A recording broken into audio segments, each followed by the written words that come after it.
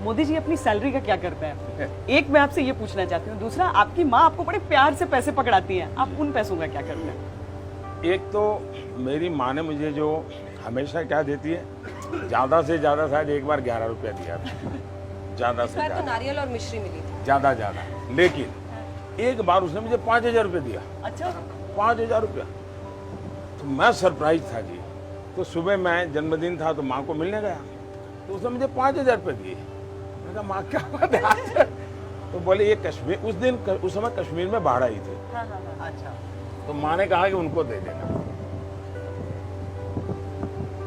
तो मैं इन पैसों को कहीं ध्यान तो नहीं रहता, लेकिन दे देता हूँ, फिर बता देता हूँ कुछ कर लेना। आप हैरान हो गए, मेरे जेब में कभी पैसा नहीं होता है, मैं कभी बहुत परेशान हो जाता हूँ। तो हर एक बार मैं कहीं गया तो कोई कार्यकर्ता रिसीव करने आएगा, मेरे पास पैसे नहीं थे, जो रिसीव करने वाला आना था वो बेचारा पहुंचा नहीं, मेरे पास पैसे नहीं थे, जहां जाना था उसका पता नहीं था, ऑटो रिक्शा को पैसे दूं क्या करूं, मैं खड़ा रहा बड़ी देर तक। जब वो आया तो बाद में उसको लगा कि तो मैं चला गया हूं, तो मैं प्लेटफॉर्म पर बैठा रहा, 2-3 घंटे के बाद मेल बैठा, तब जाकर मैं पहुंचा। पैसे वैसे रखता नहीं मैं। आपका बेस्ट फ्रेंड फॉर लाइफ कौन है? BFF। जब मैं संघ का काम करता था तब एक लक्ष्मण राव जी नामदार करके थे, वकील साहब हम कहते थे, जिनके जीवन पर मैंने एक किताब लिखी है। तो मेरा मन करता था कभी कि मैं उनको कहूँगा कि ऐसा हुआ, लेकिन मेरे जीवन का एक नियम है जो शायद आपके दर्शकों को भी काम आ सके। जीवन में एक व्यक्ति ऐसा होना चाहिए, उसको पता नहीं होना चाहिए कि आपके जीवन में उसका वो स्थान है।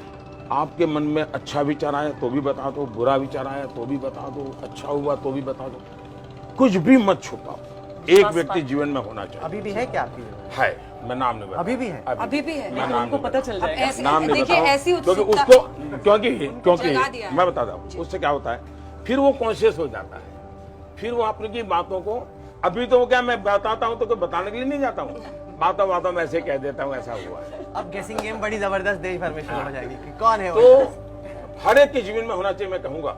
और आप देखिए, वो व्यक्ति जरूर नहीं कि वो बड़ा हो, पढ़ा लिखा हो, कोई जरूर नहीं है, कभी आपको ऐसी चीज बता देगा जो कभी शायद बहुत बड़ा पंडित भी नहीं बता देगा, जो आपकी जिंदगी का रास्ता बना देगा।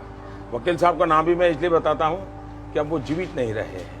अच्छा, देखिए घाट की तरफ जा रहे हैं, आपको कभी मिस करते हैं आपकी अकेले घूम सके, ऐसे चाय की दुकान पर रुक जाए? मुझे प्रकृति बहुत पसंद है। मेरा जीवन जो बना है हाँ। वो पहाड़ों में बना है, नदियों के बीच पड़ा है, और मैं आज भी उस जिंदगी को जीना पसंद करता हूँ, लेकिन संभव नहीं रहा है, और मेरे पास त्याग करने के लिए कुछ है ही नहीं, तो यही है मेरी अपनी इच्छाएं, उसी को मैं त्याग कर दिया। और घर पर भी खुद से चाय बना पाते हैं अपने? अभी भी मैं खाना पका सकता हूँ जी। अच्छा, अभी हाँ। आपकी मैं फेवरेट डिश क्या है? बढ़िया क्या बनाते हैं? बढ़िया रेसे ऐसा है। देखिए, मैं जिंदगी ऐसे, मैं भैया लोग सुन करके हैरान हो जाएंगे जी, क्योंकि ये कभी इस प्रकार की बातें आई नहीं है। मैं 35 साल तक भिक्षा मांग करके खाया हूँ,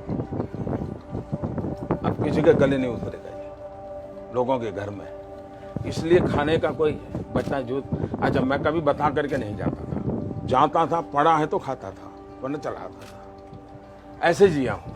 लेकिन कभी दफ्तर आ जाता था और आज देर से आया तो खिचड़ी बड़ा सरल होता था, खिचड़ी बना देता था। 4:30-5 बजे उठना, पूरा दफ्तर में झाड़ू लगाना, पोता करना, फिर सबके लिए चाय बनाना, और 5:20 को सबको उठाना।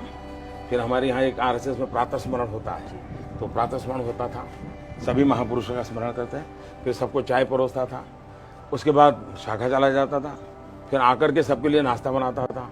तो पोहे वगैरह बनाना मुझे बहुत अच्छा आता है। अच्छा। सबको मैं खिलाता था, और फिर कोई 10 बजे स्नान करता था, फिर मैं डाक पढ़ता था, अखबार पढ़ता था, और फिर किसी के घर खाना खाने के लिए चला जाता था। तो ये मेरी जिंदगी रही थी।